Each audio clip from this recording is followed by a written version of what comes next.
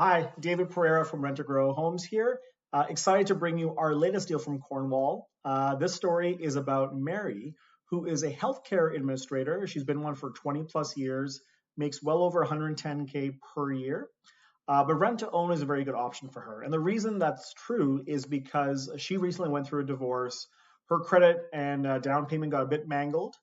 She went through a consumer proposal, which means she basically had to get her debts negotiated. She's out of that situation and now basically is saving money for her future home. If she went to the bank today to try and get a mortgage, she would get rejected because of the consumer proposal, and she just needs to save more down payment. So that's why rent to own is a viable option for her. So we've evaluated her. I've talked to her many times personally. My broker has gone through all her paperwork, her financial paperwork, and we approved her for 400,000 today. When I shared with her what the monthly rent and what the option credit would be, she actually was uncomfortable. She thought it was too high. She didn't want to have any financial strain. So she's actually focused on finding a home at 350K rather than 400.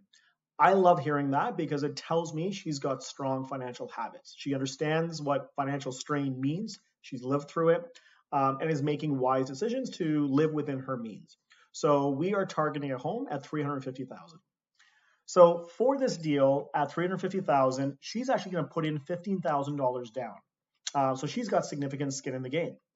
So this deal requires an investor to qualify for the mortgage at 20% down and provide the initial investment at 65,225.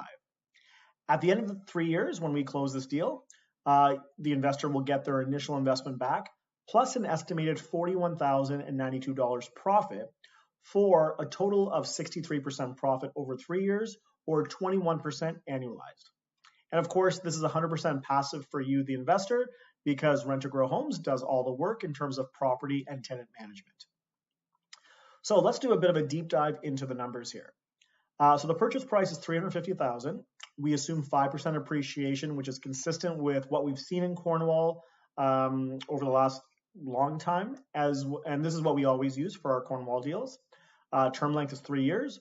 So basically what this means is today, day one, we're agreeing that in 3 years, Mary is going to buy the home from the investor at $405,169. 80% mortgage amount, 20% down. So the mortgage is $280. For this model, I'm using 5.9% for a 3-year fixed. We started to see some 5.6s, 5.5s, 5.4s. So it's entirely possible we'll get a lower rate. If we do get a lower rate, I adjust the numbers, and basically a lower rate provides all of us with a bit more benefit in terms of more money. So a lower rate is desirable, but I want to make sure the model works at a higher rate. So cash to bank is 70,000, legal closing cost 2,500, our land transfer tax. I charge a fee up front of 4,000. As I mentioned, Mary is in for 15,000, so she's got significant skin in the game. And the investor is in for 65,225, and we calculate the 21% annual return off this number. Like I said, once we get actual numbers in terms of home price, interest rate, insurance, and property tax, we'll adjust this number accordingly to calculate proper returns, but this is a very close estimate. So assuming these numbers are good, Mary would be giving each month $2,200 in rent and $725 option credit. So the rule for rent is I want this rent to cover all of these expenses. I want them to cover our mortgage payment, insurance, and taxes. And in this case, it does, right? $2,200 is more than $2,086, but still very reasonable rent for a home this priced in Cornwall. So we're not above market. We're actually slightly below market. This option credit is how she saves for a big down payment in 3 years. So she gives us $725 cash each month, but we return all of this back to her at the end of 3 years. And so she's going to have a pretty significant down payment in 2027. So each month, $29.25 is coming into our joint account. And when I say joint account, I mean a bank account between the investor and Rent to Grow Homes. We pay out $20.86 to these three, and that leaves $839 in money in the bank each month. So each month, the investor is going to receive an e-transfer of $550 from the joint account. I will take $150 for property management, and we're going to leave $139 in the bank account for rainy day, something pops up.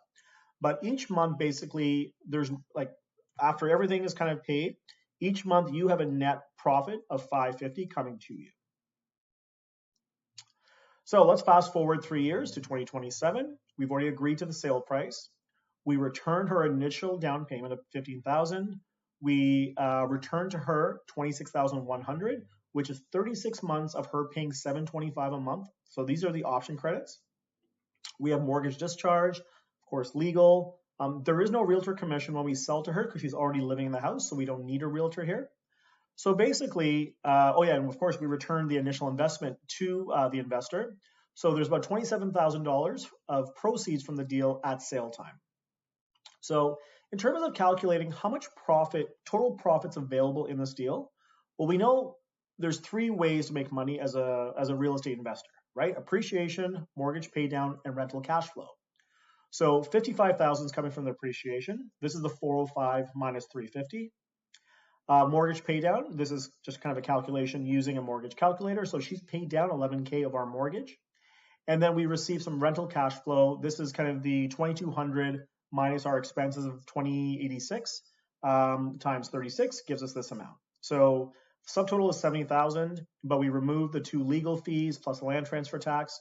So total profit on the deal is 61,700. Now, the investor was initially in for 65,000, and I'm promising 21% annual return for 3 years, which is 63%. So if I multiply these 2 numbers, I'm promising the investor $41,092. Now each month, the investor got $550 times 36 months is $19,800. So almost half of this profit came through monthly cash flow. And if I subtract this from this, I get this number, and this number of $21,292 is what you would get from the sale of the home. So this is how the investor gets the $41,000. Now, in terms of how I make money, I charge $4,000 up front. I charge $150 a month times 36, and then I get what's left over from the sale and from what's left in the joint bank account. So I get the bulk of my money at the end of the sale. The reason I do this is to make sure all of our interests are aligned. The investor, the tenant buyer, and myself, we all want successful conclusion. We want the tenant buyer to buy the house from the investor. And when that happens, we're all happy because we get what we're looking for. So I make a total of $20,600. In terms of what that split looks like, so there was a total profit of $61,000. The investor got 41, I got 20, which means the investor is getting about 2/3 and I'm getting 1/3. So if this is a deal that's interesting to you, please reach out. I'd be happy to work with you or explain any more details that might be interesting, and hope to hear from you. Take care.